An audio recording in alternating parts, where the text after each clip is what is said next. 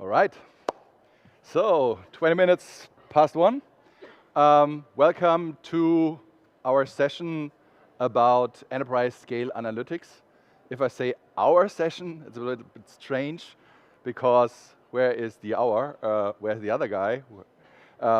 That's Tillman. Tillman is in the background in Germany on his farm and hoping that the internet is working and he can answer any questions within the chat.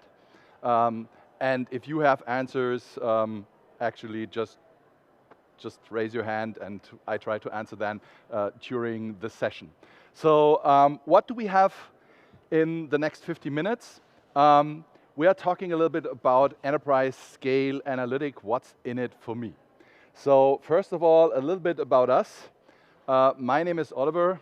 I'm a data platform MVP from Germany. I'm leading the German data platform community. And my buddy Tillman at home is also data platform MVP. And with me, organizing the German data community. And we are working for a company group with a very cryptical name, OH22. And yeah, Tillman is more specific with development. I'm more from an architectural perspective, and we are building data platforms on Microsoft. We're a Microsoft Gold partner, and doing that for large enterprises. And with this, we got a little bit in touch with the kind of enterprise scale analytics. And I want to give you some kind of, let's say, ideas, what it is, what are the things you have to understand, how you can use this, how you can deploy that. And this is something I try to do in 50 minutes, and I hope I can achieve that. So first of all, let's have a little time travel. And one of the things is, if you look over the last, let's say, 20 years, even more like if you go back to the 80s, you have things like Kimball, Inman, who building data warehouse platforms, who bringing this kind of idea of data warehousing into the market. And then over the time, this gets a little bit bigger because we get the folks from Facebook, Google, and so on who had much more bigger analytical approaches, and they get this kind of Hadoop ecosystem with as well all these kind of big data patterns and so on. And then we took this whole approach of using the big data functionality into the cloud. We had our first products from Microsoft on Azure, that things like HD Insight or so, where we can analyze big data volumes as such. But in parallel, we also had things ongoing, like we had an analysis service into the cloud. We have Azure SQL database in the cloud and so on. So the whole thing shifted more and more from on-prem to the cloud. But in a certain way, the paradigm of a data warehouse was still the same. And then other folks invented things like data lake functionality or data lake concepts. And then, let's say in the late 2020s, we had this kind of concept from mainly coming from Databricks saying, hey, we built this kind of lakehouse infrastructure that gives us the possibility to store large data in our data lakes, but also having concepts from the data warehouse and putting this all into a kind of technology in the cloud that is scalable and that we can use for many purposes, like we started in the 80s. But one of the problems that we have with this is that it is still, from a perspective, quite monolithic, quite centralized. And one of the problems we have, and that, for example, is also the point why things like Power BI get so popular, that in most of the businesses, we have things like that we have marketing teams, financial teams, that they can do their own thing, so that they try to build up their own functionality, their own analytical processes. With the cloud, we had now the possibility to say, hey, I'm using another subscription, I'm building my own stuff there, here we go, everything is easy, everything is pay as you go, so no problems at all. But on the other side, we had this point that the central IT, and let's say if we are talking about things like corporate data warehouses and so on, anything still was something like, hey, we need governance, so we need to do this on a centralistic approach. And of course, our users who now get things like Power BI or so, they get a little bit angry on us because they said, hey, I want to be agile. I want to have my own tools. No matter if this is Power BI or Tableau or something like this, I just want to access the data quite easy. I want to transform the data. I want to do with the data what I want to do. I want to have my own data sources.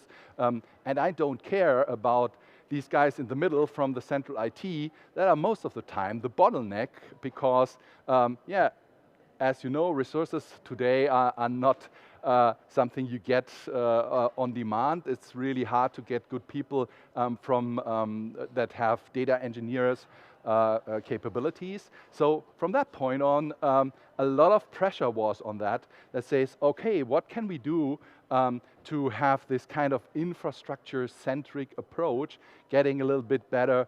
How can we achieve that with the right quality? Because one of the big issues, if we have this a little bit more open and if everybody is doing what he likes to do, we get problems with data quality, we get problems with data governance, we get problems with who owns the data. Is this the infrastructure guy who is taking the data in his system, or is this somebody else who is the real data owner?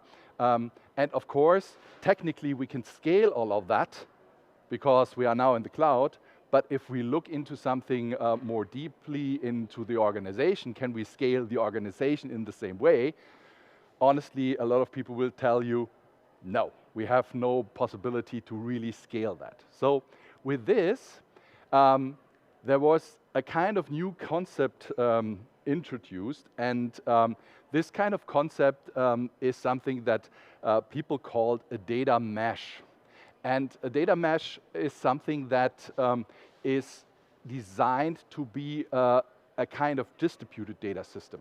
So that the kind of advantages that you have when you have your own teams that rely on the kind of data, that they see this as a kind of data product, so that they producing a product of a data that they are really capable of, and that they maybe are also domain experts in it. Yeah, like for example, you have the marketing department, and you have guys in the marketing department who knows CRM systems absolutely inside out, and who know exactly what to do and what kind of problems they have when they acquire CRM data, etc. What kind of transformations they have to do, etc.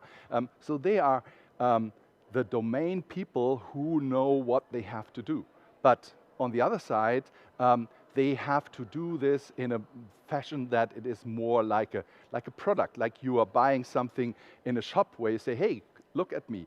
Our CRM data that you may use in a report or something like this, we treat that as a product. We do marketing on that. We do security on that. We do a quality approach on that. So with this distribution to the different teams or to the different domain owners, you get as well additional functionalities and additional things you have to do. On the other side, what the intention is of this kind of data mesh is to say, hey, we all do that, not like everybody's doing his own thing, everybody's using his own kind of technology, but we still have a kind of centralistic approach in the background saying, when we deploy, for example, something like Synapse, yeah, like Azure Synapse, we have a kind of pattern how we do that. Yeah? So you are not allowed to build your own stuff with your own security policy.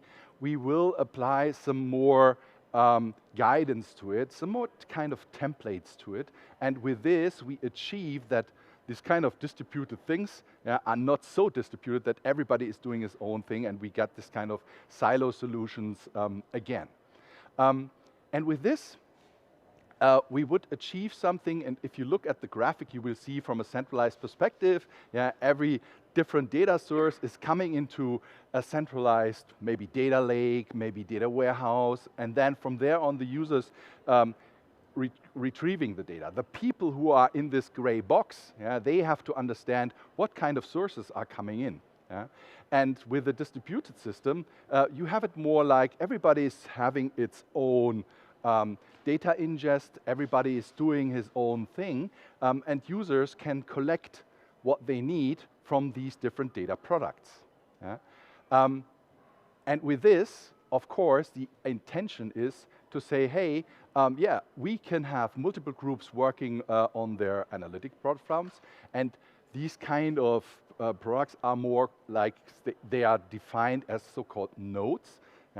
And these nodes, you can see them as, hey, in this node we have our data lake, in this node we have our data warehouse, and there we have another node with another data lake, with another data warehouse. But the whole approach is still, and that's a circle around that, that we set up a kind of governance on top of that that really tries to get things somehow coordinated.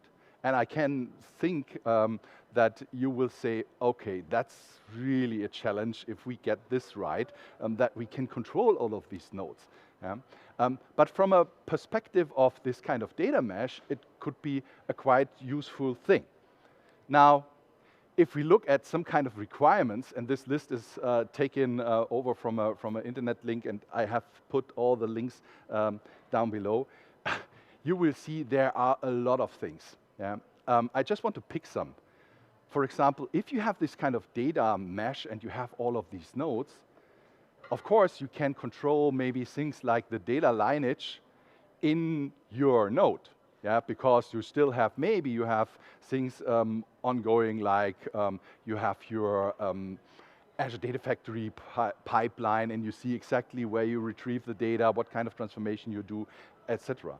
But if you look into the whole infrastructure and say, hey, if the node A gets data from node B, how do I track that? So lineage, data lineage is something that is absolutely complex and absolutely necessary to do it. So also things like, for example, that a unified data access control and logging is there. Because if you look at monolithic systems, you have a centralized security. You will know exactly, okay, if you have a SAP BW warehouse or your SQL server, you know exactly, okay, this is bound to my Active Directory, I have somebody who is doing the security on it. This is just one part, and one time I need to do that. With nodes, it's like this, you have to do that several times, and you have to assure from a corporate perspective that the standards you have for one node are the same standards you have for all the other nodes. So this is something that is really, really, really useful, and you need to understand that this kind of functionality is the base of the data mesh. Now, when we talk about this kind of concept, is there anything we can do with Microsoft? Is there anything we can do on Azure? And of course, yeah, Azure is cloud, so we have this kind of functionality. We can do Azure like infrastructure as code, so we can build Synapse workspaces with our ARM templates or Bicep templates. That works. We have storage solution, we have a pipeline, we have analytic, we have security. Do we have governance tools? Do we have virtualization tools? Like maybe somebody want to virtualize one node and the access to that node with another node to, let's have a combined data product or something like this. Do we have that? We will talk a little bit about that later. So it's not maybe something that Microsoft can offer in total. Okay, now, if we look at something like this, that we say, hey, we want to do that with infrastructure as code, every node should be by the same kind of rules, etc. This kind of thing should be scalable. We want to script that. Microsoft did some really clever stuff also years ago for the whole Microsoft Azure infrastructure, and they built this kind of cloud adoption framework where they said, okay, it's not just deploying things into the cloud or clicking or provisioning things over a portal, you need to have a strategy, you need to have a plan, you need to have some kind of cost analysis, you need to see some kind of best practices. So underneath, Microsoft built this kind of cloud adoption framework. On top of that, Microsoft set up a kind of, they call that Azure well-architected framework. So framework in terms of not just the strategic things, not just the planning things, also the best practices, how to create security, how to set up logging and so on. So there are already for very, very, yeah, I would say for most of the things that you deploy on Azure, there are some best practices available on the Microsoft website through that well-architected framework. Now, when we look into this, there is also something in the cloud adoption framework that is called Azure landing zones. So this is a kind of idea from Microsoft to say, hey, if you want to build a product in our Azure environment, we give you some advice how to do this correctly. Yeah? We give you some kind of template how to build this. And what you will see here is things like, for example, I make this a little bit bigger, that you will talk about, hey, we give you some kind of templating for management and monitoring. We give you some kind of templates for policies, for monitoring the whole solution. And what Microsoft is taking as a name for it, they call that landing zone. In the end, you can see this as a landing zone is related to a subscription. Yeah, you have that kind of subscription, and in that subscription you deploy all of these things like cost management, monitoring, key vaults, etc. So this is a kind of concept that they have set up things really 3 years ago or something like this. And you will find that also for things like when you build applications, when you build the whole enterprise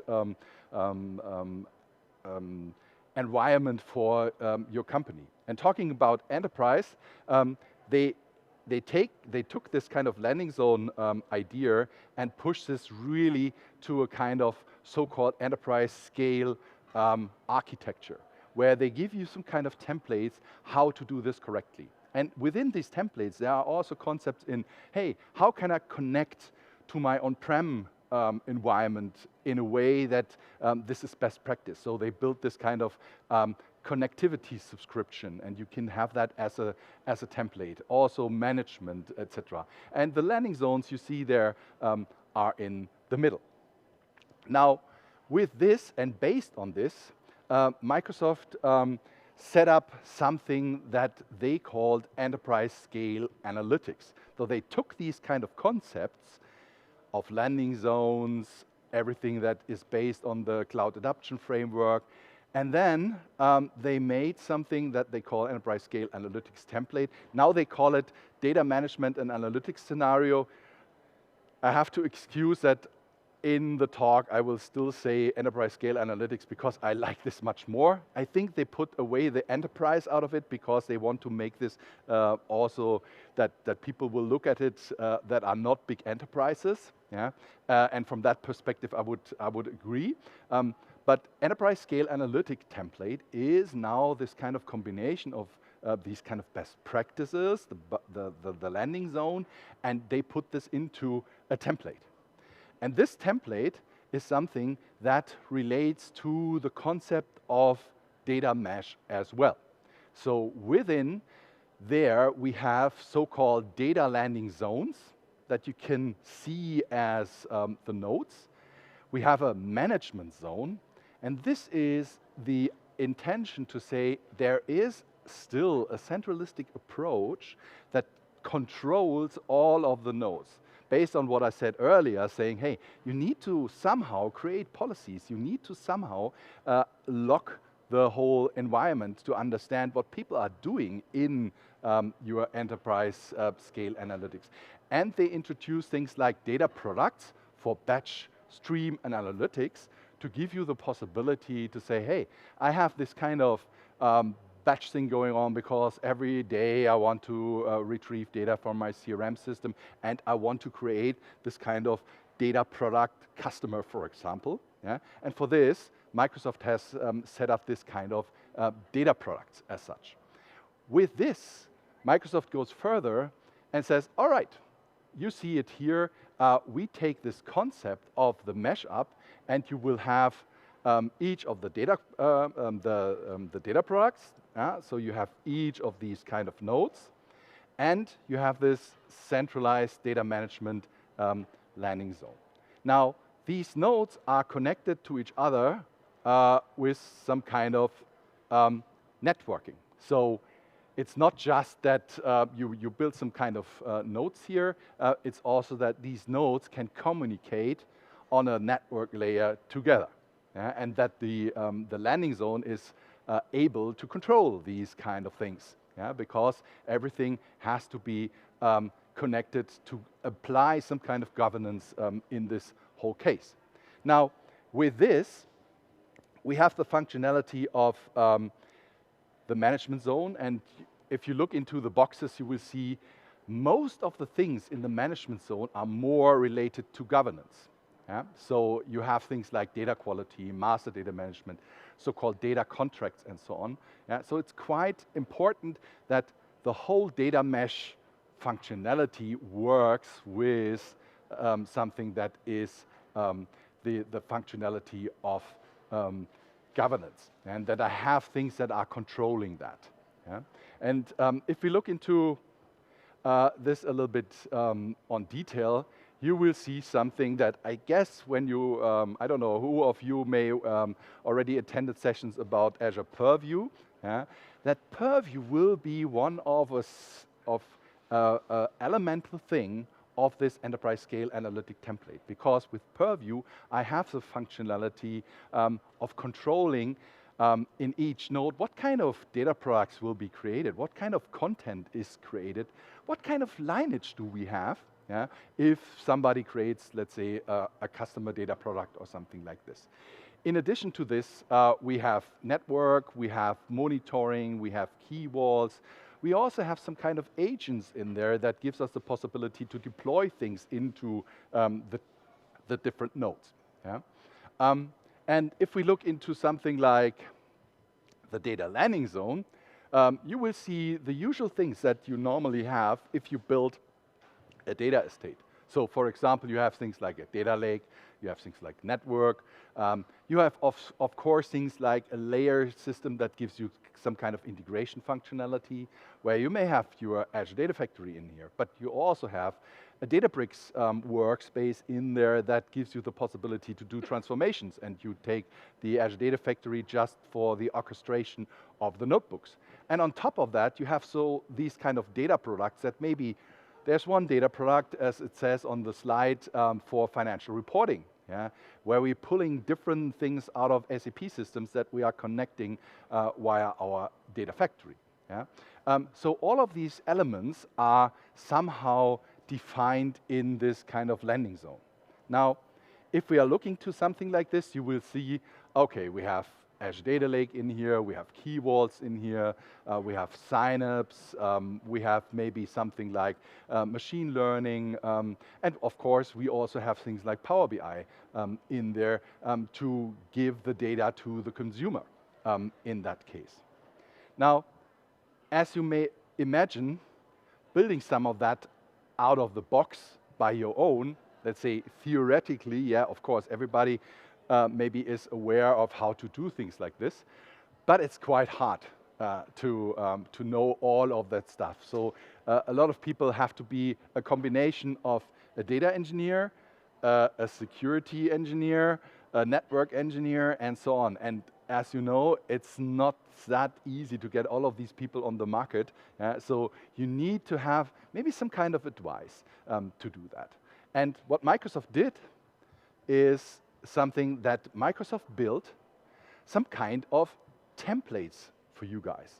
That means Microsoft and the Microsoft team, they took these ideas and pushed them into a complete template that you can deploy based on your needs into your subscriptions. And they have templates for data management, they have templates for the landing zone. And what you need is, on the one side, you need some kind of ownership in your subscriptions. On the other side, you may need GitHub or Azure DevOps for the deploying, either with GitHub Actions or with Azure DevOps pipelines. But the interesting thing about that is that you get this as a template, and you can adjust that template, and you can use a lot of knowledge that Microsoft as a total corporation put into that. So they thought about, hey, how do I do network security? What kind of policies do we know? Do we need in this case? And all of that is included in these templates. So what I would like to show you, unfortunately, normally I like to do demos, but the only thing I can really show you is something that is quite, yeah, I hope it's not too boring, but one thing that I just would like to make you aware of is something, just a sec, we go into the management.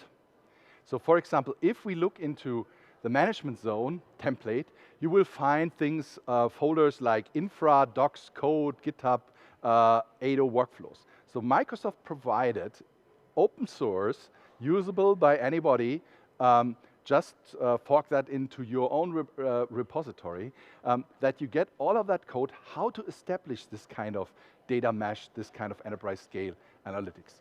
And if we dive a little bit into it, you will see, for example, if we go in the management zone, if we go into infrastructure, we will see there are some modules in there. And all of that is currently now on Bicep. So for example, if we look into the services, you will see that in that services, we will get things like a firewall. We will get things like Synapse private link hub. So there is already some really, really high-tech, high-complicated templates in there. For example, how to ensure that our Synapse workspaces in the different nodes are connected correctly and reachable, for example, from on-prem. Because that's not so easy if you do things like, hey, I have my Synapse workspace, it's not public, it's private, I need private endpoints, I need a DNS resolution, etc. All of that is in this template. And you can adjust that on your needs. Okay?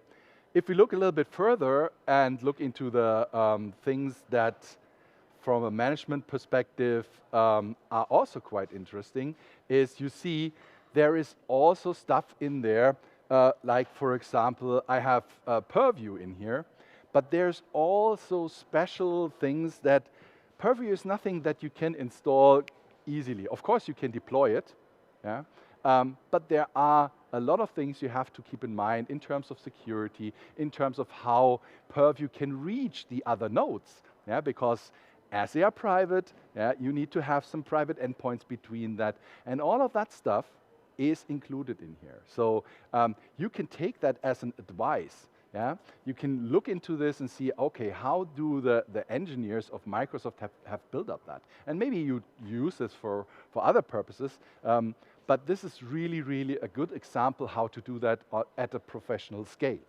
Now, there's even more in there. So for example, if you are in that area and you know that nothing comes so easily, you may think about, hey, I also want to, just a sec, I also want to have specific policies because I want to do, this whole thing has to be somehow governance. There has to be a rule that in a data node, nobody can set up a Synapse workspace with a serverless SQL to be public and to be reachable by somebody from outside your corporation, and you have some kind of data leaking in there. This should not be the case. And with the enterprise scale template, you have as well a lot of policies that try to protect this. So you set up this central governance piece of this data mesh for the nodes, and you can deploy these policies. With this, as well, you have things in here like, for example, the data products for batch load. So what you can do here is if you deploy that, you have things in here like if you look into the modules and if you look into the services, you will see there's a data factory in there, there's a key vault in there, there's a MySQL in there, Postgres. So there are also different flavors of relational systems. Why? Because it could be that for a certain data product, you want to use Postgres because the team who's doing that has a specific need or a specific requirement that they can leverage with Postgres. So you have that as a template. You do not need to implement that, but it is there so you can use the best practices. Everything is backed up always by a key vault. So every time you are deploying this, things like the managed identity of a Synapse service will be deployed as some managed identity that can access the key vault and can retrieve the passwords out of that. So all these kind of tricky bits that normally raise up when you build your data estate, this is all included in here. Now, if we look into something like this, how does this look like from a perspective of, if we look into this from a real, how does it looks like in an Azure portal? We see all of these things are deployed in different resource groups. If you go in there, there's a kind of naming convention. You define the naming convention up front. And all of that stuff, when you deploy that, is quite, I would say, tidy, and there is no kind of different naming conventions for certain things, etc. And you have that really as a functional and good thing, and you can deploy that over dev, QA, and prod. You have all of these elements of an application lifecycle as well as we are talking about infrastructure as code. All of these things are in there. Now, if we go further and we look into something like that, we say, okay, how does it look if we go a little bit more deep inside it? You will see that, for example, I take this here. This is the landing zone, and you see the structure of the GitHub. But all of that is completely set up in modules. So in these kind of modules, you have the possibility to say, okay, I only need certain elements. I maybe need some elements twice or 3 times or whatever you like in there. And of course, you have in there also stuff like, for example, hey, if I go in here and I also have some code snippets in there. So for example, who of you ever installed a self-hosted integration runtime to connect the Azure Data Factory on-prem? That's something that is in here as a PowerShell script to deploy that into your on-prem environment. And there are more PowerShell scripts in here, like, for example, to generate passwords. And for example, this kind of template produces the password for the Synapse workspace and puts the password automatically in the key vault for you. And you see how this works, and you can use that for future purposes. So that's quite cool what the guys have set up in here.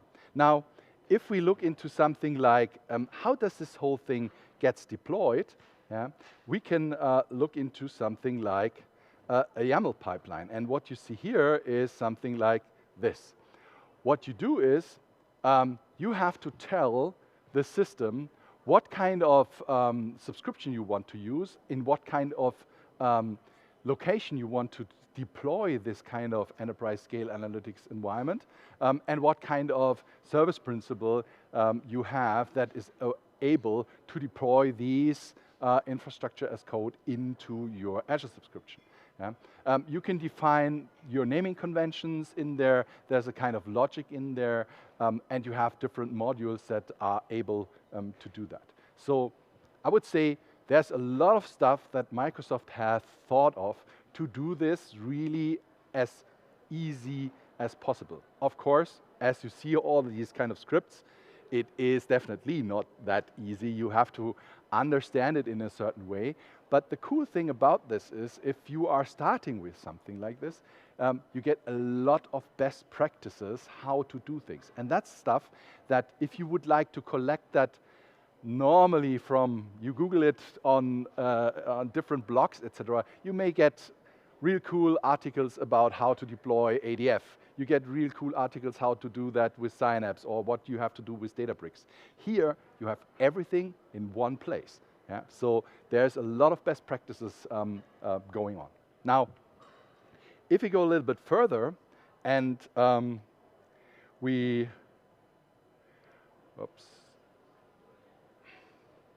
look at it from the perception of this kind of repos, of course, you are also able to do adjustments to that. You can put that into your own repo and you can take it and deploy this, let's say, in different pipelines over different GitHub actions, and you can put a complete application lifecycle around that. Let's imagine you have a data product and you have that CRM data product and you want to do some kind of changes.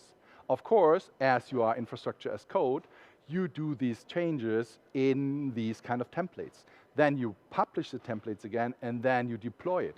So you can build different branches for it. You have the possibility of different teams working on it, yeah, if this is necessary, but still always under the same rules and under the same kind of policies. That makes this very powerful because now you can scale it up as well from an organizational perspective. You can still start with a more centralistic approach, but you can go further, and maybe there are 3 different Microsoft partners. The one is working on the data product for streaming, for example. The other is doing a kind of analytic template, because that's something I forgot. There's also a data product with machine learning integration. There's a container registry in there, so you can deploy your models into the container registry. So there is really a lot of stuff going on, which I definitely cannot cover in this 50 minutes. But I hope you get the point that this is something that is on the one side flexible, yeah, and you can integrate that in your development. Yeah. And yeah, I already talked about this kind of additional templates for the functional teams. Yeah, so streaming, batch, and analytics. Now, if we look at something, if we take this and check again our data mesh and the requirements that we have for the data mesh, you will see that one of the requirements I already mentioned is the Azure Purview. And with Azure Purview, we can scan all these data products, and we can also scan any kind of data lineage that is created. So we have this kind of governance from a data perspective. But there are more things that are necessary to do that. I already explained that all of these things are aligned with VNets, but there is something like, hey, I want to monitor that thing as well. So for example, I want to understand how much pressure is on a certain kind of data product. So what Microsoft has set up is that in each of the data products and each of the nodes, we will find some kind of diagnostic settings from log analytics. Yeah? Also automatically created for you guys. So there is a central approach that all that comes into a central log analytic workspace where you can set up your queries on.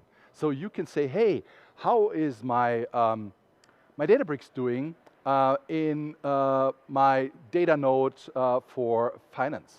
Yeah? And I have a standard approach to do this. So I do not have to debate with another team, hey, how do we get this, your logging data for a central approach? Yeah? Maybe there are some errors that happen over different nodes, yeah? And we want to see how our whole data estate is doing. Yeah? All of that you can do with the monitoring here, with Azure Monitoring and with the log analytics workspace underneath. Yeah? So all of these things are already as well in the template. And the last thing I just want to say, and I already mentioned that with the policies, you will see that each of the nodes get the policies applied. The policies are centrally defined in the management zone, and these policies are then set up within the different nodes. So you have the functionality of using it with a lot of governance functions that a data mesh needs. Now, if we talk about this data mesh itself, I already told the deployment, but if we talk about things like the data mesh itself and having this kind of distributed system, I don't know how you see that, but if you ever deployed services within Azure, I think you will have sometimes a debate with people who are running the budgets, and they ask you, hey, how much does this cost? And you say, hey guys, this is Azure, this is cloud, this is pay as you go. I don't know that. Yeah, maybe I do the calculator in Azure and trying to analyze what I need. If you ever did this and you are not experienced and you do that the first time, I think you're completely overwhelmed by what kind of things you can set up in there. Now, with the cloud adoption framework and the way how Microsoft sees this as cost management is also part of the adoption and the planning process, they already did some kind of examples that you can just take there,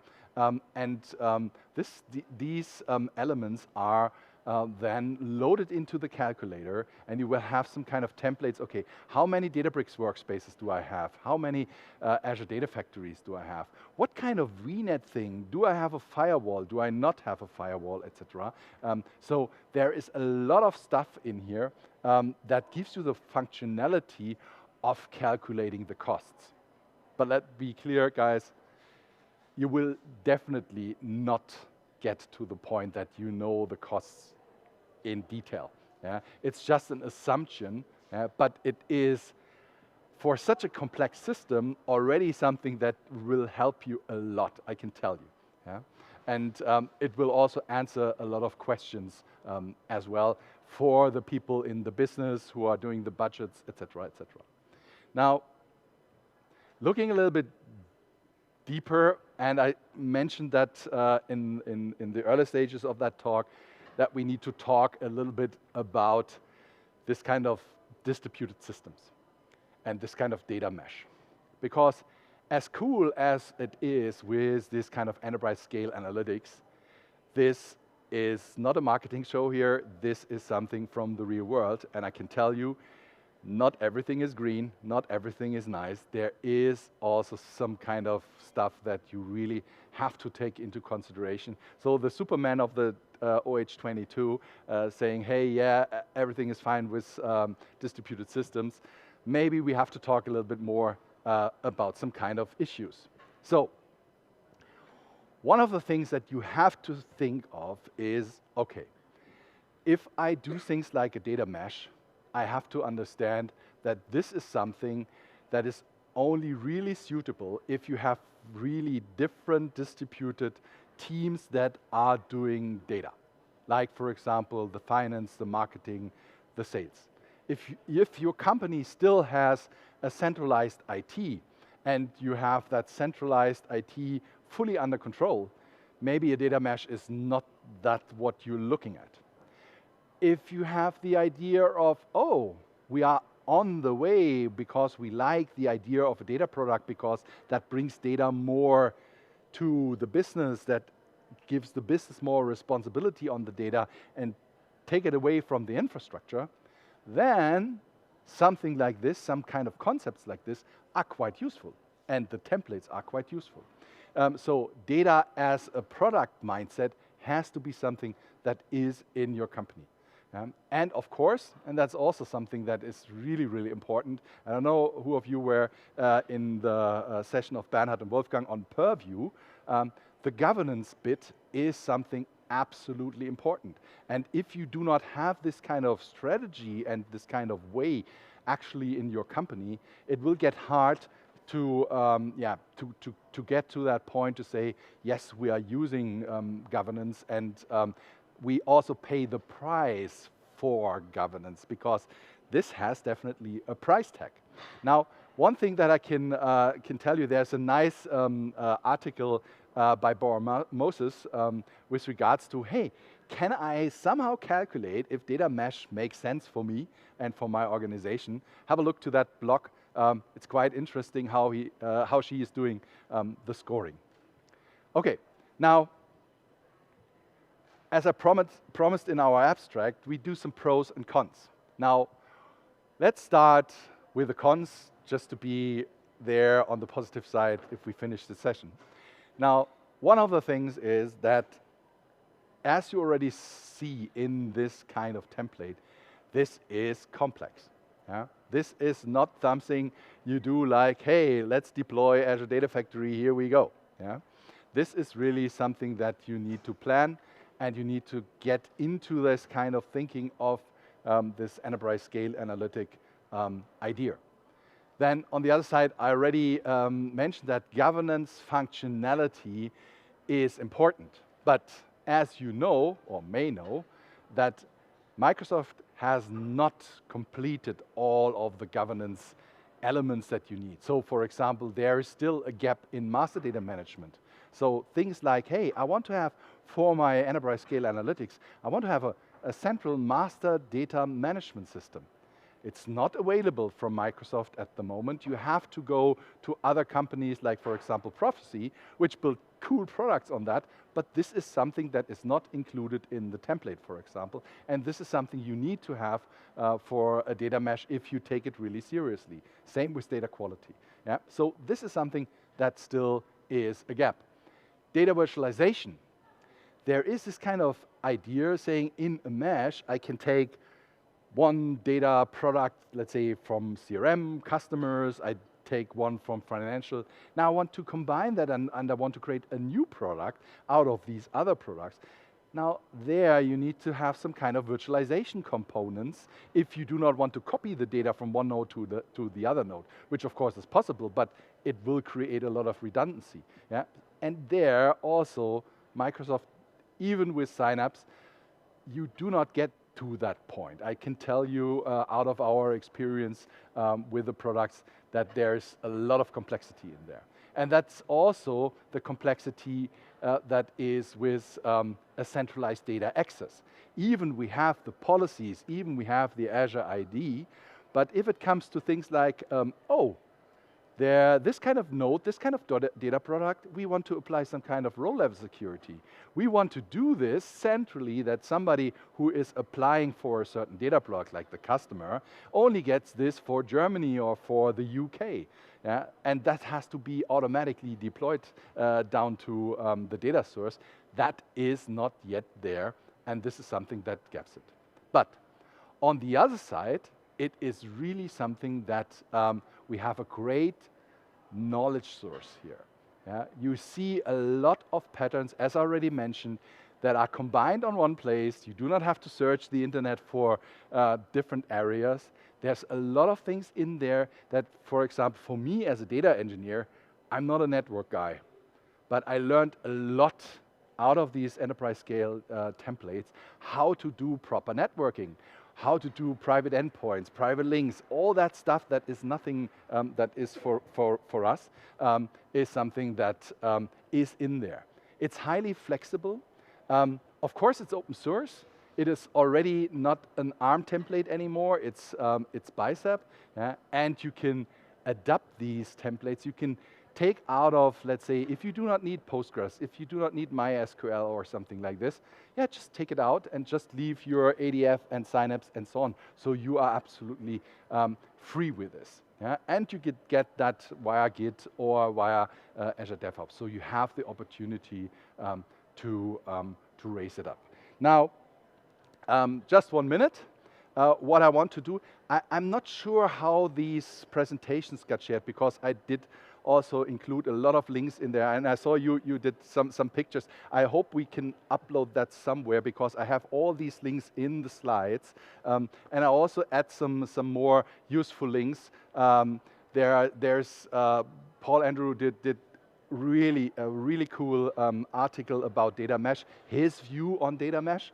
I would really recommend to read that. And also James Serra has a real cool blog about that. Yeah? So just have a look into it. There's some cool articles in there. And with this, I finished the session.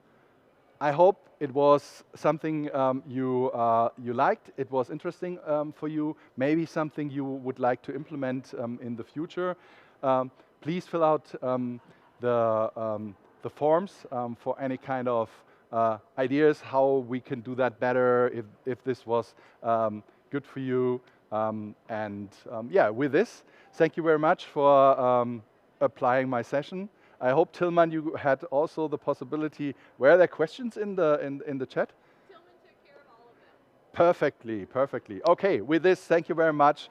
Have a good time on the Saturday, the last bits sessions. And yeah, hope to see you soon. Stay safe, stay healthy. Thank you for attending.